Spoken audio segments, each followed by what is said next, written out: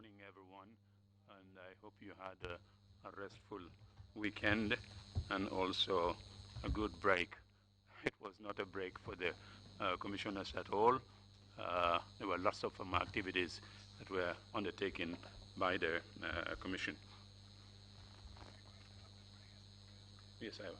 Yeah. I was just being reminded that needed to connect them with the Lord. So, Imam, we would do that. Actually, I was just opening and then ask the religious leaders to offer prayers, please. Imam Jallo, please go ahead.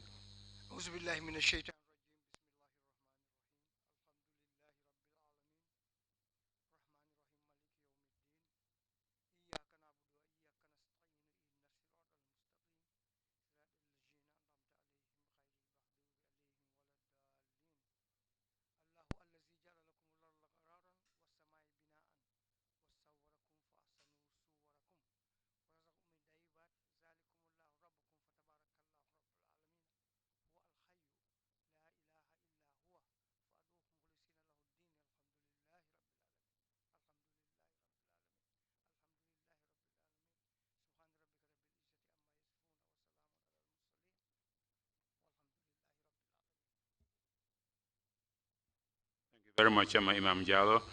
Bishop, you have the floor, please. Thank you, Chairman.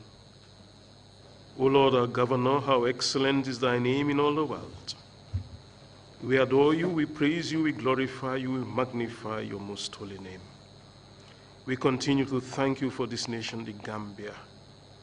We submit all authorities under your guidance, direction. We submit this commission under you, and we also submit all the witnesses who will be testifying in the TRRC under your direction, your guidance, your protection. And so, Lord, as we go on our sittings, we ask that the Holy Spirit will guide and direct each and every one of us, that we'll be able to bring out the truth, and that in bringing out the truth, we'll be able to bring about reconciliation, healing, reparation, and in your name, justice will be done for all. And so we ask that you bless these proceedings. In Jesus' name we pray with praise and thanksgiving. Amen. Amen. Thank you very much, Bishop Odiko, for those prayers. We will now proceed with our morning session. Before doing that, we would need to read on behalf of the Commission a statement launching the fourth session of this Commission, or the public hearings that we have been having. This is the fourth session that we are starting. And as on previous occasions, we would recall some highlights of the third session in this situation and what the program is for the fourth session. So on behalf of the Commission, I would read a statement that we would put on record. The TRRC concluded its third session of hearings on Thursday, March 28.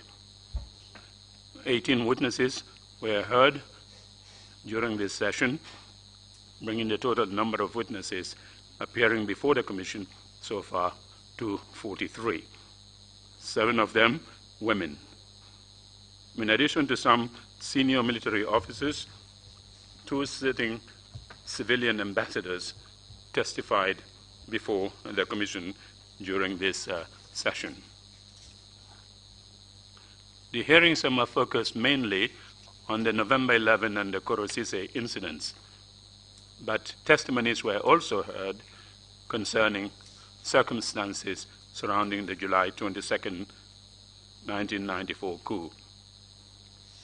The fourth session, which starts today, Monday, April 8th, will end on Thursday, April 25th.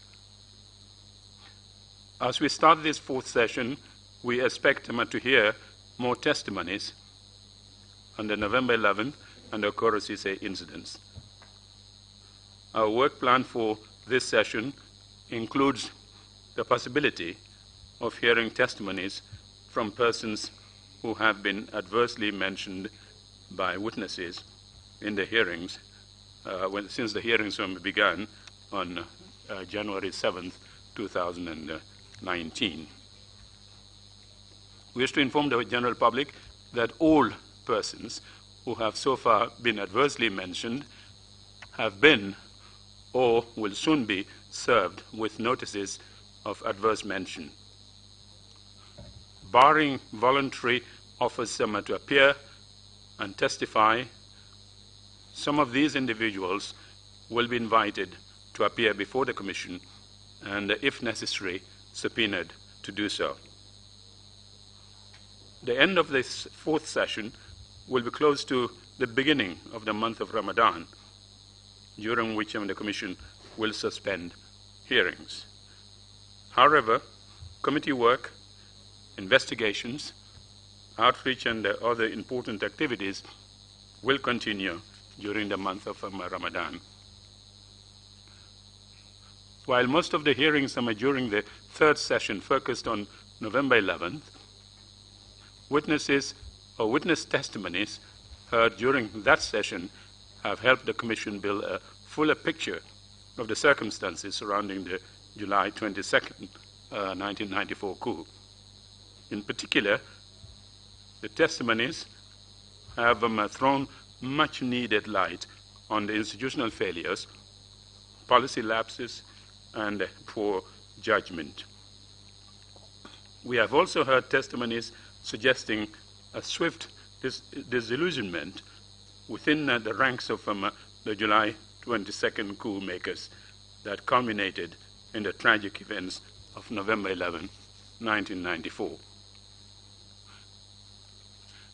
The need to adhere to the rule of law under all circumstances will certainly be a key component of the TRRC's interim and the final recommendations. Unlike our first two sessions, the third session saw the welcome appearance of 7 female witnesses before the Commission. 5 of these witnesses testified in person, while 2 of them testified via video conferencing from the United States and the United Kingdom. We are very grateful and encouraged by the leadership, courage, and example displayed by these brave women who have suffered so much in silence for so long. We are happy that these courageous women were able to share their painful experiences with the general public and also to give us their extremely helpful side of the July 22nd and the November 11 stories. The stories of families devastated by acts of lawlessness, but also stories of unshakable faith, bravery, resilience, and remarkable success and survival in the face of unspeakable odds. We assure all these women and their families that the TRRC values their contribution to our work and that we will do everything in our power to ensure that they get the justice, healing, and reparations where appropriate as mandated by the Act establishing the TRRC. We have also started the process of identifying the burial locations of those soldiers that were killed on November 11, 1994. We hope to exhume the remains of these soldiers once we identify where their remains are. Finally, we are pleased to note that the TRRC hearings have generated widespread interest and are being closely followed by a large number of Gambians and the international community. The testimonies coming from our witnesses are revealing a history of injustice and human rights violations that many did not think possible in Gambian society.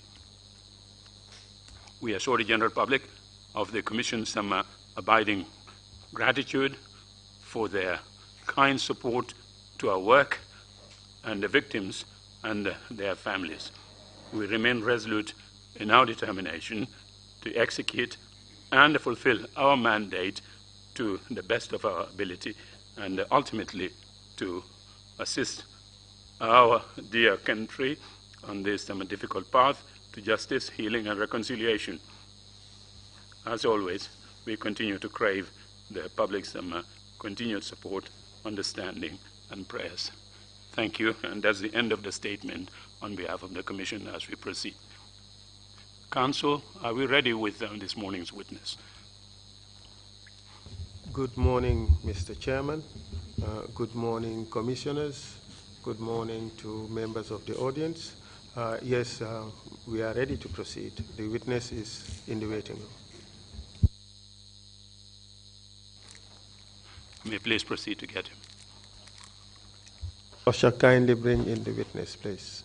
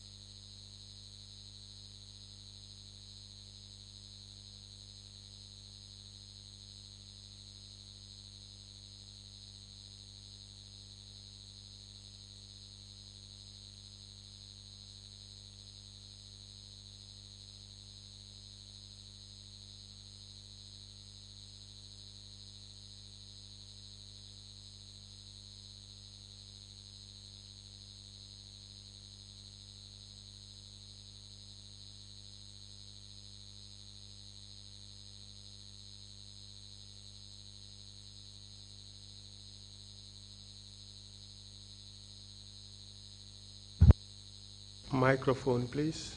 The witness microphone, please.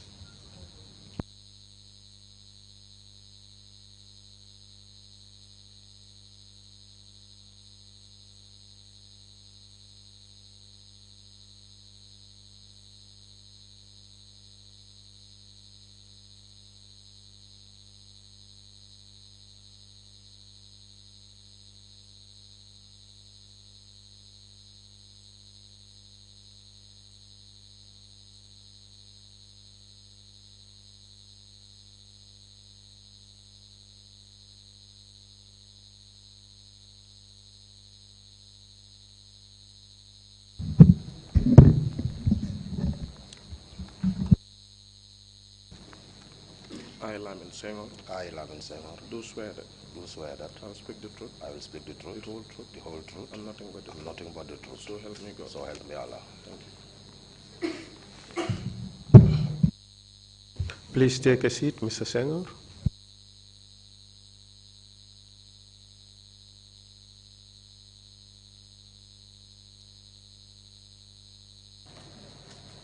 Good morning, Mr. Witness. Welcome to the TRRC. My name is Esa Mbaifal.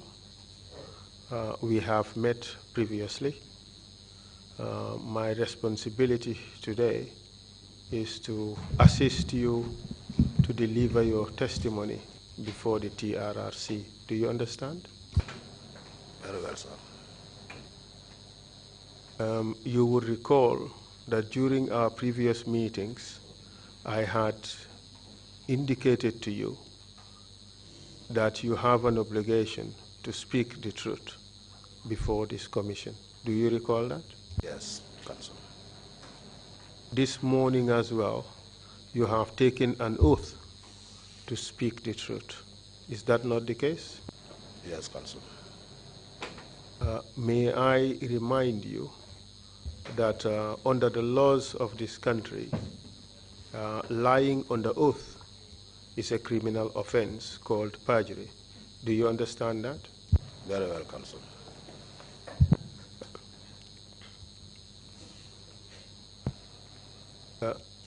You may also wish to note that it is a criminal offense under the TRRC Act to lie to the TRRC. Yes, I understood.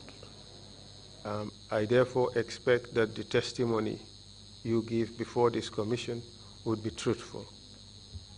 Yes, Counsel. So now I would be asking you questions and you would answer. If you do not understand the question, please ask me to either explain it or to repeat the question. Do you understand? Very well, sir. We are calling you mainly to testify about a few discrete issues. You have been implicated, you have been mentioned as someone who participated in the beating of soldiers who were arrested during November 11. You were also alleged to have participated in the torture of Sana Sabali and Sadibu Haidara, and in the torture of members of the entourage who were arrested in January of 1995. And these include RSM Fai, RSM Sanyang, now Lieutenant Colonel Sanyang, as well as RSM Sise. Those are the main reasons why you are called to testify. But in addition to that, we know that you have information relating to the events of November 11. You have information relating to the junglers.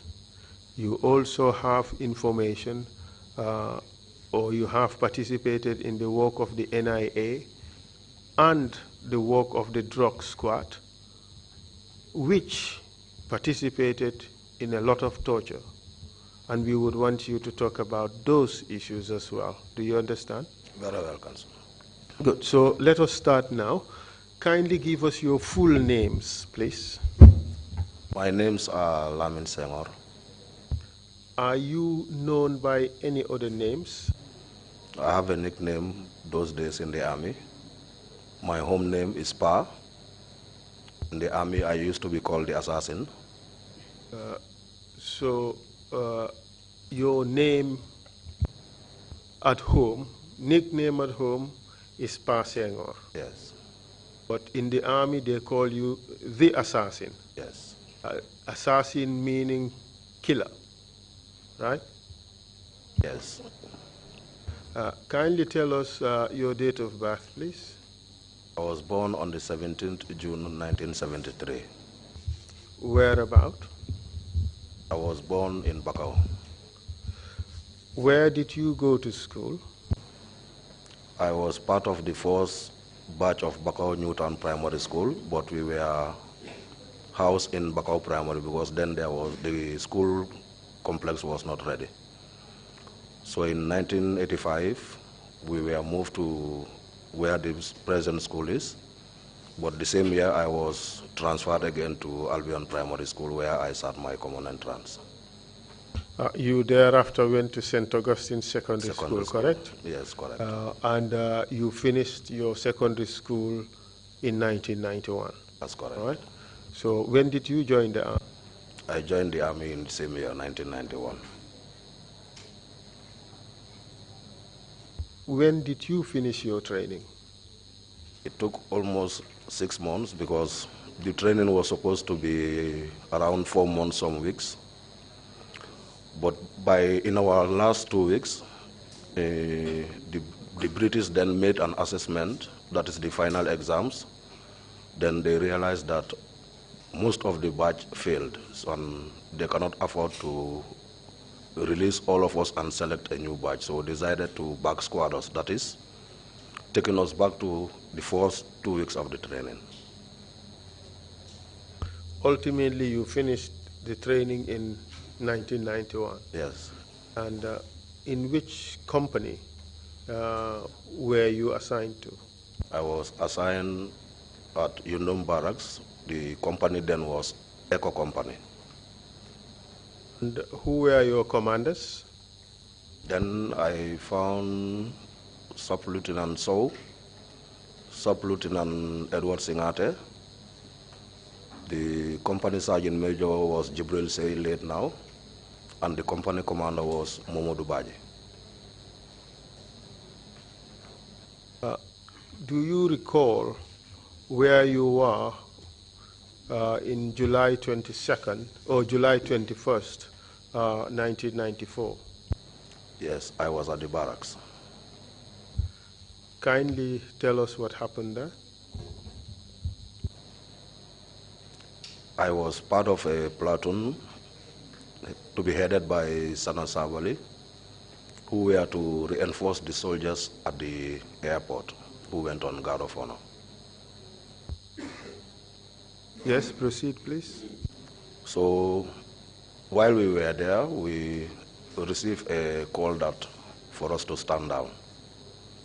So I automatically slept until when the soldiers were returning from the barracks.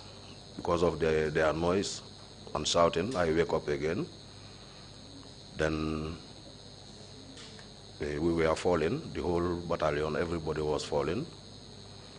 And we were asked to go home. Tomorrow morning, the battalion commander wants to see us.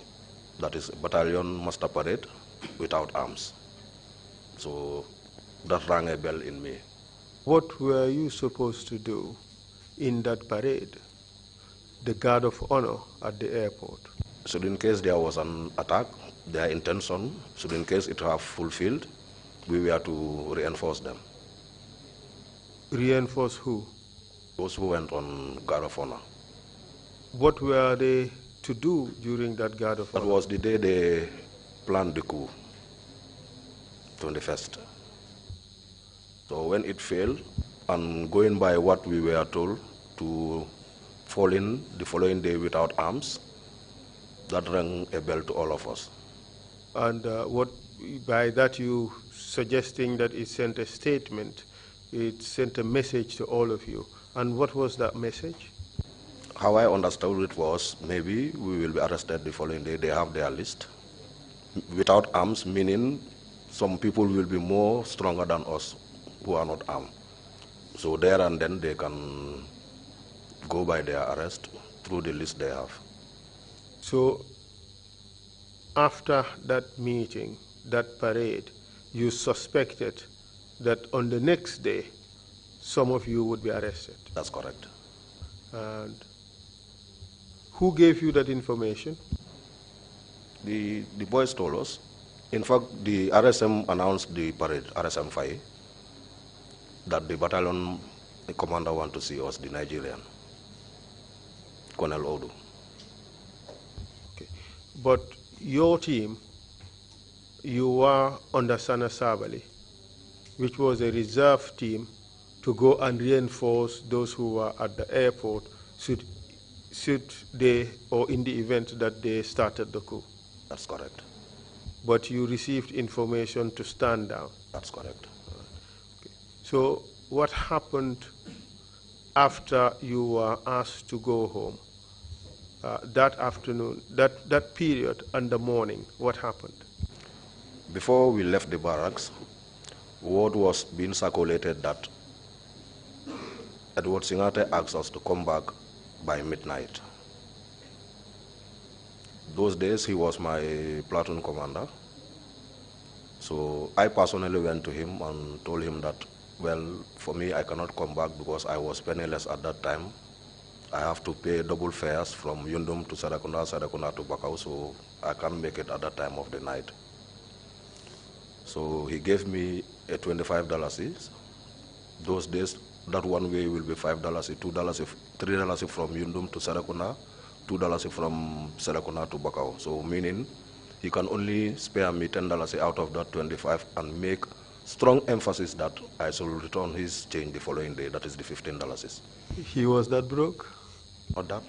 We were very poor then. Imagine an officer, if an officer can emphasize on it $15. How about people like me, a private soldier? Did you eventually go to the barracks? Yes, I took the money, went home, put a civilian dress in my bag so in case things fall apart. Even my mom was suspicious. He told me that this have never happened. I said, yes, we are on a standby. So I went to the barracks. People start coming. What time did you go to the after barracks? midnight. So it's there I came to learn that the late Almamo Mane have duplicated the old armory key. That is, the weapons that are no more used, they pack them separately from the new ones and the heavy ones. So when he opened that armory, we armed ourselves with old rifles. Ammunition boxes were removed, so everybody feed your magazine, waiting for time.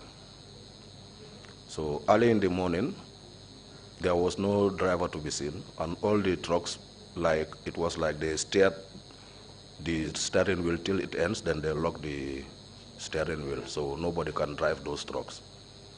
So we went outside on the highway, hijacked 2 trucks, and brought them to the barracks. I remember it was even driven by a mechanic. So when I boarded the truck, the second truck, it was 2 trucks. One is to go to Fajara Barracks, the other one is to go to Banjul. So Edward Singate came and told me to come down from the truck. He showed me a pickup and said I should load that pickup with reserve ammunition, so in case there is contact, we will still have ammunition. What time are you talking about? This will be around 8, 9. At this stage, did any officers arrive at the barracks? Well, I can only remember the council members. Apart from the council members, did any officer arrive at the barracks? An officer who Yes. was not a member of, Yes. of the coupist? Yes. Can you tell us about it? This was in an earlier time, just after 6 to 7. The adjutant came, Sheriff Gomez. He used to come very early to work. So when he came, Edward halted him and asked him not to move. So the adjutant stood. Which Edward are you referring Edward to? Singate. Please proceed. So when Edward requested for the new armory key, the adjutant told him over his dead body. So Edward used, like pointing a pistol. Normally a rifle will be fired with 2 hands. But this time around, Edward used 1 hand to fire that AK. The bullet fell in between the legs of Sheriff Gomez. When Sheriff bent down, he saw the dust. We used to have a saying, when a bullet talks, mouth don't talk. Could you say that again? We used to have a saying in the army then, that when a bullet talks, a mouth doesn't talk. So the moment Sheriff saw the dust in between the legs, he just put his hand inside and threw the new armory key, and we were like jubilant, because we know there is no force in Gambia that can stop us now. Why were you jubilant? Sorry? Why were you jubilant? Because we know that we will now access these new weapons, including heavy weapons, rocket propelled grenade. So when we handle this, there is no force in Gambia that can stop us. So And now that you have received the armory keys, what did you do? everybody went in for your personal weapon. And tell us what happened after that. I went in for my machine gun because I was a gunner. So What do you mean by a machine gun? Can you tell us about this type of weapon? these weapons are designed to give firepower to any engaging soldiers, be it from the section level, platoon level, company level, or even battalion level, because it fires rapidly.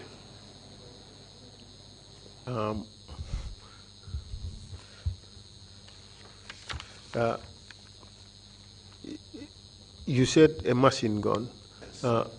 What is the official name of this machine gun?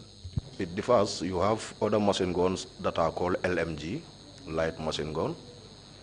You have what you call GPMG, General Purpose Machine Gun, which I was handling. And this machine gun, what is the weight? Well, I can estimate it to be like maybe 7 kgs. 7 kilograms. Okay. And what kind of bullets does it use? It uses a bigger caliber. And the magazine? No, this doesn't use a magazine. It uses drums. You call it drums. And how heavy is this drum? Maybe 1.5, maybe. So the drum plus the machine gun would be about 8 kilograms. Okay. So, sorry, this weapon is designed for the use of 2 people. You have the loader and the firer.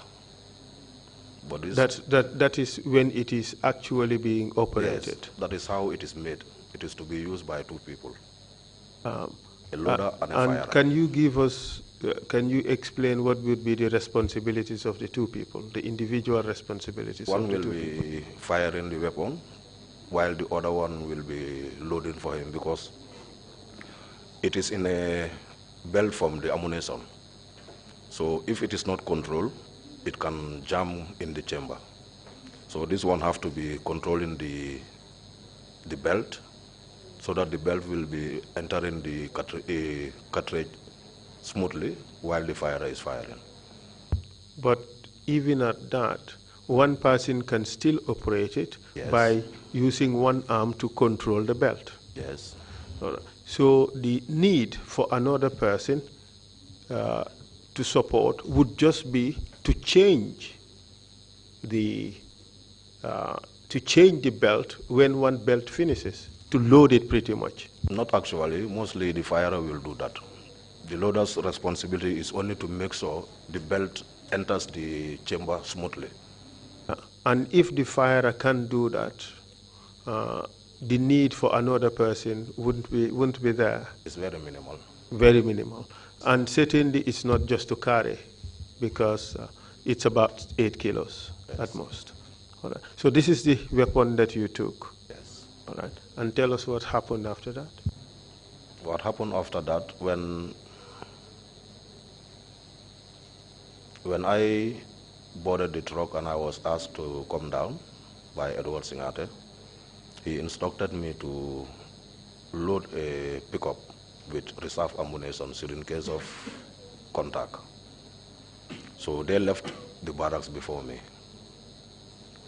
So when I reached the Denton Bridge, at the KMC end of the bridge, I found soldiers on the prone position. So I couldn't understand why. So the first person I met, I asked him what is going on. He said the other side of the bridge, that is the Banjul end, is occupied by the Zandam commandos. And they said that if anybody attempts to cross the bridge, they will fire you. So I then asked the boy, so now what? He was even annoyed. He wanted to shout on me, or he was annoyed about my inquiries. He told me, boy, hey, we are working on orders. If they didn't give the order, how can we go? So I just took my machine gun, start moving. So towards where? Towards Banjul. So I moved at a certain level. I turned back and saw now soldiers have started getting up. So the gendarmes were threatening us. If you move, we fire. I said, fire.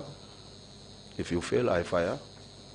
So they were entering the river till around knee level. Maybe they know they cannot continue going, so they surrendered.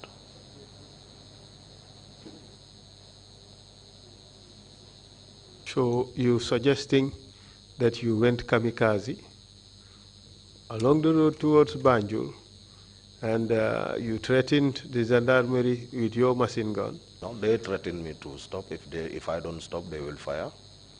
And you responded that if they do not succeed... They can fire. If they fail, I will fire also. And ultimately they surrendered? Yes. That is your testimony? Yes. And that is how you guys had access to the bridge. Yes. That is what you are telling the commission. Yes. Mr. Witness, we've had completely different testimony. The testimony is that Yaya Jammeh negotiated with Armiao. That was Captain Suare. And Captain Suare asked his men to surrender and join the coupist. No mention of Lamin Senghor acting kamikaze, lone soldier getting the gendarmerie to surrender. What do you say to that? I still maintain my statement, Counsel. That it was your show of bravery and brandishing a machine gun which led the gendarmerie to surrender? That's what you're telling us? Yes, the side I was on, because I was around the swampy area. But do you recall giving us a statement which you in fact signed this morning? Yes. Let me send it back to you to take a look at.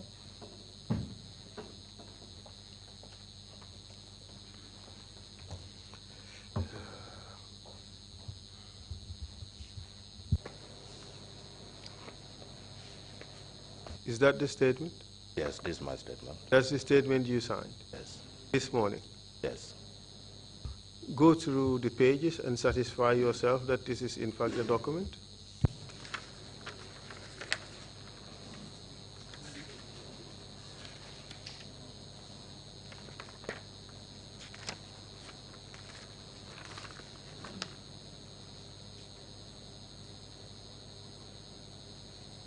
That's the statement, correct? Yes.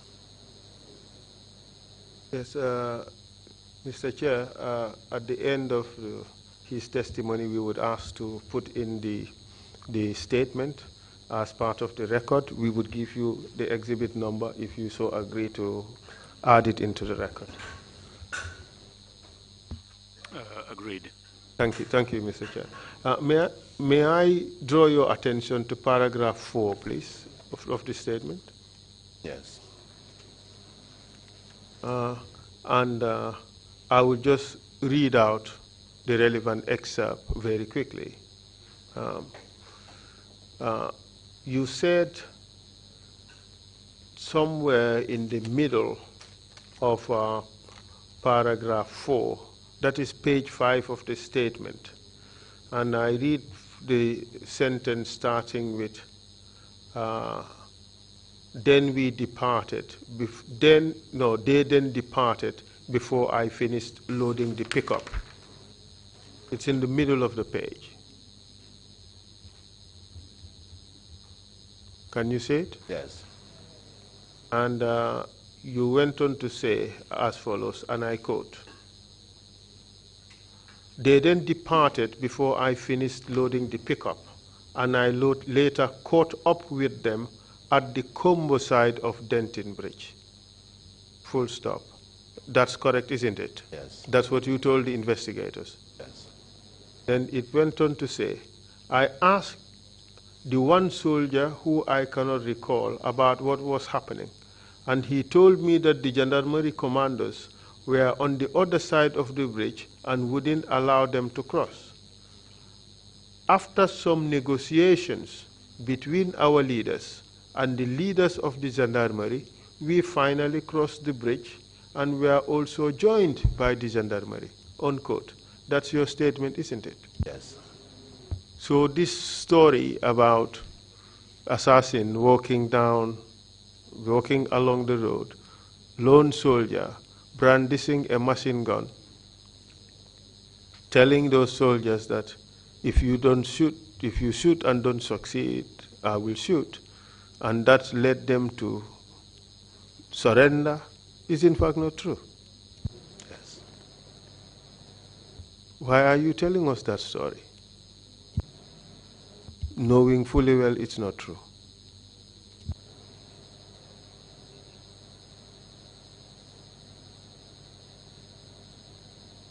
Could you give back the statement, please?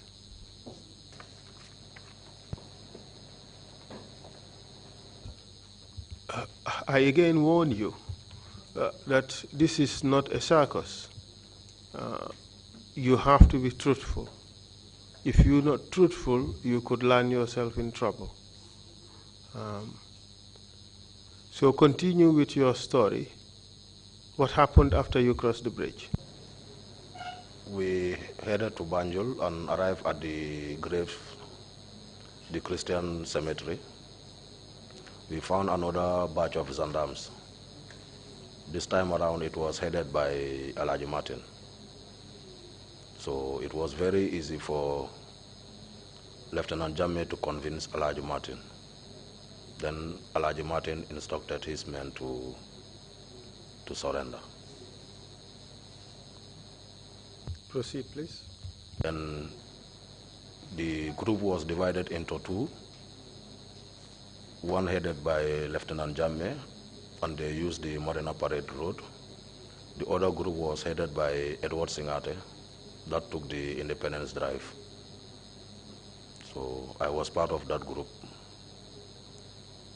Then we went through the Market Highway to the main gate of the State House. What happened after that? After what happened was we took cover because all gates were closed. Then a soldier, I think then he was a Staff Sergeant Bakari Kamara, he came out and asked us what our problem was. So I was trying to threaten him, but it doesn't work. Then later Musa Jammeh came and said he's having a key to the small door. Then it was open. That's the door we used and enter. Then we meet up with Yaya Jammeh's group also, who entered through the back gate around the guard room. That effectively sealed the fate of the PPP government, didn't it? Yes. After the success of the July 22nd coup, where were you posted? I was at the State Guards. Where was the State Guards based? In the State House. And who was your immediate commander?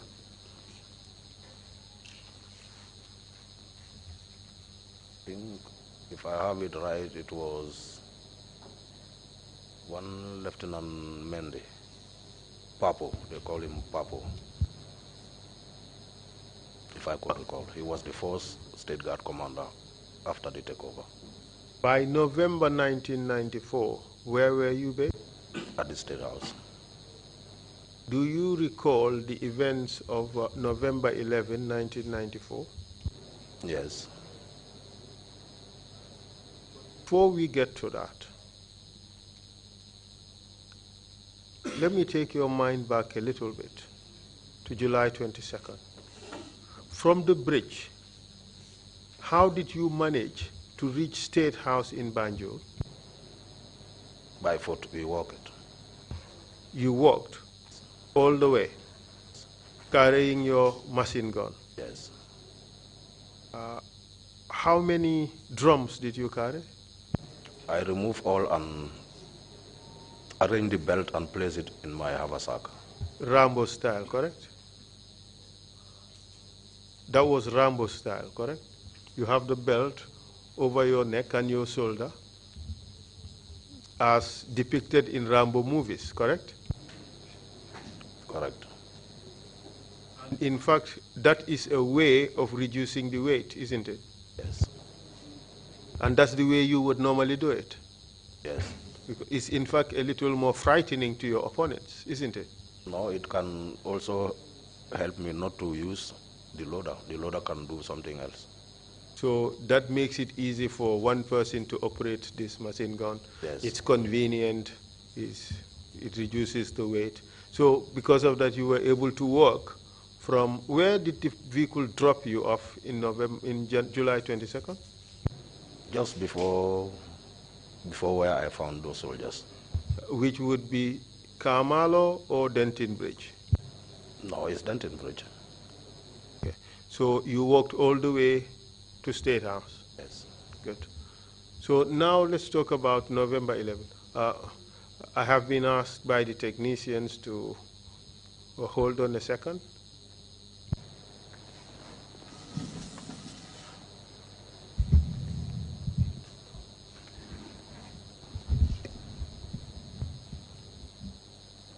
Thank you very much. So now let's take you to November 11th. Kindly tell us what happened from November 10, 1994 onwards. Prior to November 10th, there were rumors circulating that officers from Fayara Barracks and Yundum are planning to counter the junta. How did you get that information? I personally talked to my class. He was a cadet officer then, Cadet Amadou Sela. So during greetings, he told me in Maneka albije lenkai ko yesa. Akonyo ko yo alsije mbanal taralaje. So that was how myself confirmed that the rumor I was hearing was true. Can you translate for us what he said? Interpret what he said. You people are there, I said yes. He said, okay, wait for us there, we'll come for you. Did you discuss what he meant by that? No, I understood it because prior to talking to him, rumors were circulating. Rumors of coup? Yes, of a counter. So from what he said, you believe he was referring to a counter coup that they were organizing? That's what you believed? Most importantly, after he told me this, all heavy weapons that were mounted on defensive positions, the ammunitions were changed. If you make ready a weapon, normally the rounds will base in the chamber. But this time around, if you make the weapon ready, the round will be extracted out immediately because of it is a smaller caliber to that particular weapon. So there is when all of us believe that, yeah, this was true. And what happened after that? What happened after after you realized that the ammunitions were being changed? The situation was addressed and the proper ammunitions were brought in again. So tell us about November 11, what happened that night? The council members came by after 8 towards midnight. Where did they come? From their individual homes. To where? To the State House. Can you tell us which council members came? Edward Singate, Sana Sabali, Sadibu Haidara, and Yankuba Ture. Did they come alone? They came with their orderlies. Do you know any of them? Most of them. Kindly tell us who they were. For the orderlies of Sana Sabali, I can remember JCB. Full name, please. John C.B. Mendy. Carol. I can remember So, but the first name I cannot know. So was with who? So was with Sadibu. Please proceed. I can remember Seko Jasi, he was also with Sadibu. I can remember Mustafa Ture, nickname Churo. With who? Nickname Churo. With who? If I am correct, I think Mustafa was with Sadibu also. Proceed. So when they came... And how about Sana Sabali? Sana, I think Alfuseni Suso was with him, JCB. Yeah, this I can recall. Do you know whether Njai? Njai, yes, Njai. Which Njai? Njai Ponkal. Any other Njai with him?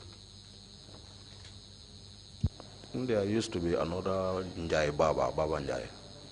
I am correct. And how about for Edward Singate? There was this Bakari Jiba, Baj Samba as a driver, Baj Samba Jallo as a driver, one Fiat colored sergeant from SAO, Fati, Sergeant Fati. And what was his first name? Lamin Fati. Then you have Marena. The first name I forgot. Short guy. And for Yankuba Ture? Yankuba Ture, Esa was with him. Esa who? Esa Mendy. Esa or Ensa? Ensa. Good. And I think one Jalumusaso also. Okay, essentially those were the people. Did they come with any other people apart from this group? No, each came with his own orderly. And tell us what happened when they arrived at State House. They went upstairs, discussed with the chairman, then they came back and a fall-in was called. Who was the chair? Who are you referring to as the chairman? Lieutenant Yaya Jame. Then when a fall-in was called, we all assembled, and Edward said that they need volunteers because according to the rumor that was going, these people are planning to attack. So before we wait to be attacked, let's take the attack to them. So he asked for volunteers, then a number of people came out, including me. How many came out? I can estimate almost a platoon. Which is how many? 40 something men. That is, a platoon is not 40 something men. This. A platoon would be about 30 men. Correct? It will be. So 40 something men would be a bit of an exaggeration, wouldn't it? No, I'm not exaggerating. Okay, so your estimate is that there were about 40 something men. Correct.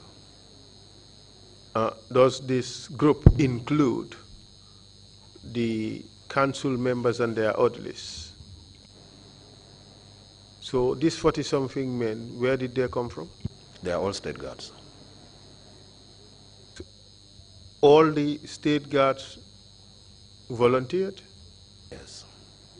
Because according to the rumor, we were to be attacked by both Fajara barracks and Yunum barracks. So obviously, these two barracks members cannot be present at the State House at that time.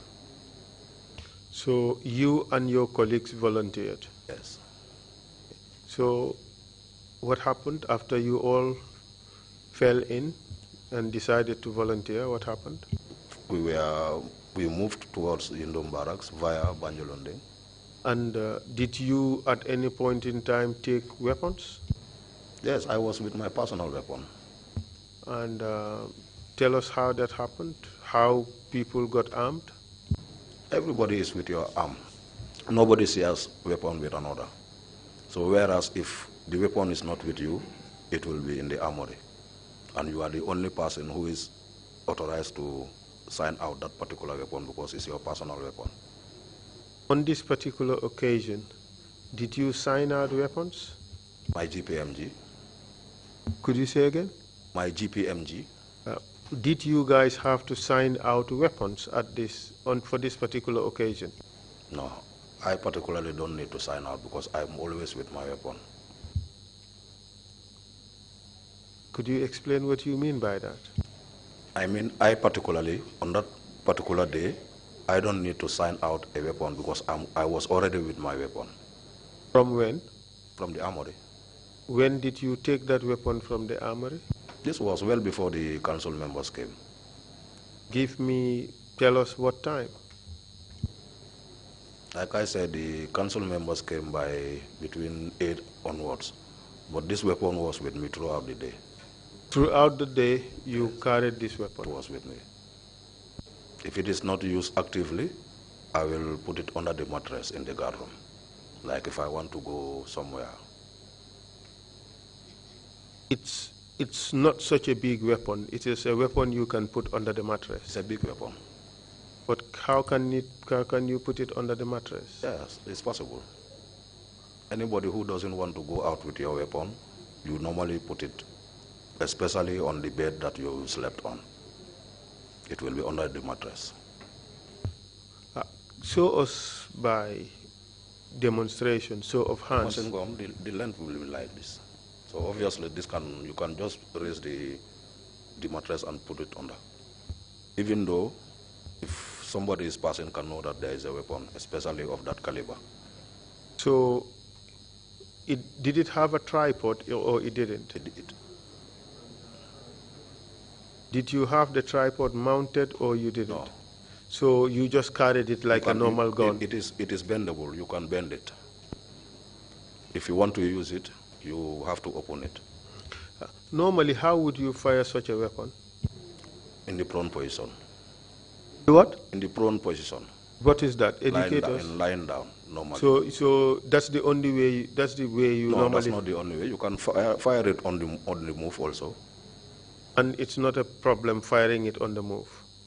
Yes, because it's very heavy. You need to be very strong to fire it on the move. Yes, but you've already told us it's with the magazine and all, with the bullets and all, it weighs about 8 kilos. So 8 kilos, even a child can carry 8 kilos. So for you, on that particular occasion, how were you firing your weapon? On the move. On the move. It wasn't a problem? No. Good. So on that day, your testimony is that the soldiers already had their weapons anyway. So there was no issuance of weapons. Some might be issued, but not to my knowledge anyway. As far as you know, were any new weapons issued to the group on that day? Yes, I've seen new weapons, especially with the Atlas. But these new weapons were not distributed to your group? Well before, no. That is your testimony? Yes, I've seen new weapons, but not with me. Mostly with the Atlas. That was the first time I've seen the weapons that you want to ask. And what were those type of weapons? They are PGL. What is PGL? Portable grenade launchers. It's an AK. It is also an AK-47, but this thing was attached on the weapon, so it can launch a grenade, portable grenade launcher, but it's an AK. But for you, you carried your favorite machine gun. Yes. Good. And tell us how you were deployed from State House to wherever you were going. With the means of vehicles. Yes. We moved towards Yundum Barracks via Banjolonde. How many vehicles? This will be 6 to 7 vehicles, because all the council members were in their vehicles. And that would be 4 vehicles, for the right? council members. Plus 2, 3 other vehicles for the rest of the soldiers. Yes. Right? Okay. So tell us, who led the group? It was led by Sana Sabali, being the senior man. So tell us what happened from the point you left State House. We left State House via Banjolonding up to a certain point. We stopped. This was like the former president's garden, Jawara, at the fence of that garden. So while we were making plans, we saw a darkness coming. So a soldier straightened his leg. That soldier who was coming kicked the leg of this soldier and fell down. So he was kept on the ground. Then he was the one who told us that they are preparing in the barracks and he don't want to be part of it. So he was released to go.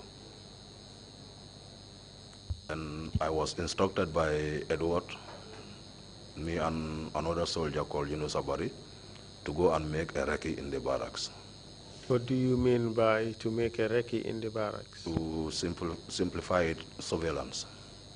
The reconnaissance mission to the barracks. Yeah. That is to go and check what is happening in the barracks and come and report back. Yes. That's right.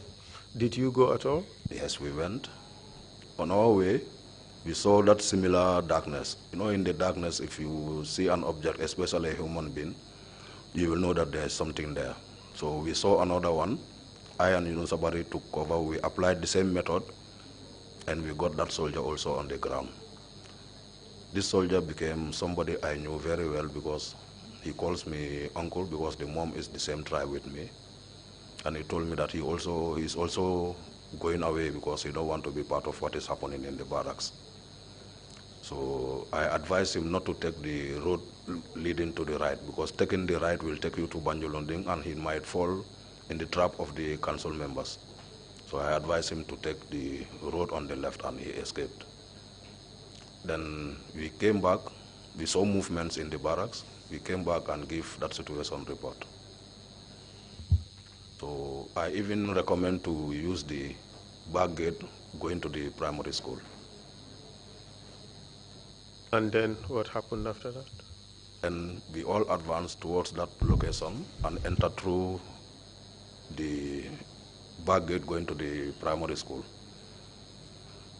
As we reached the first sanga, that is the defensive position, the soldier was caught on surprise because the moment he saw Edward and his color, he cannot react.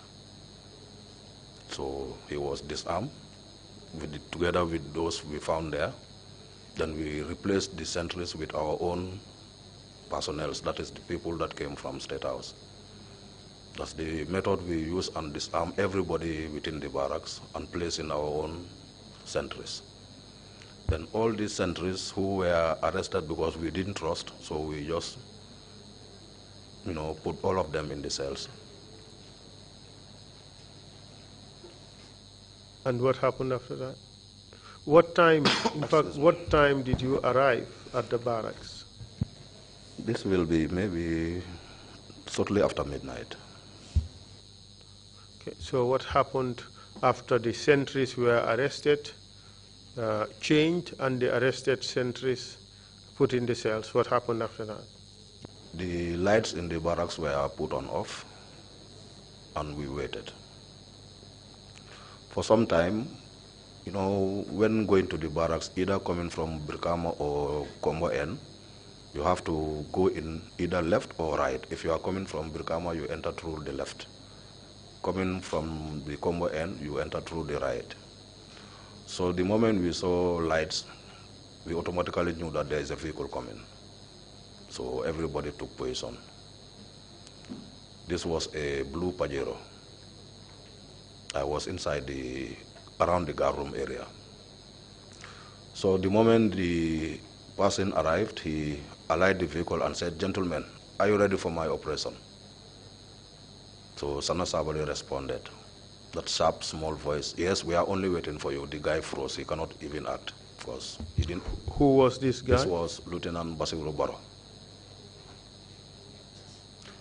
Baro came with others, but I cannot remember. He was not alone in his vehicle. But they were all arrested at the spot and parked in the cells. So this time around, I went towards... Beaten or not beaten? No, they were just arrested because that time things were not settled yet. Then this time around, the second vehicle, when it was coming, I was already outside the barracks, but not far from the gate, when we saw the lights again. So everybody took cover. But when this vehicle came, the second one, they knew it earlier because outside the street lights were on. So things can be easily visible, unlike inside the barracks it's dark. So I saw Sergeant Elef Jamme was the first person to open the gate, roll and took a firing position, and he opened fire. So that's where everything got loose. So I saw him running, including Lamin Jaju and Sergeant Juf. So while people were concentrating on these people escaping, in fact, they are not even concentrating, they were firing at them. Did you fire? No, I didn't fire a single shot in Yundum Barracks.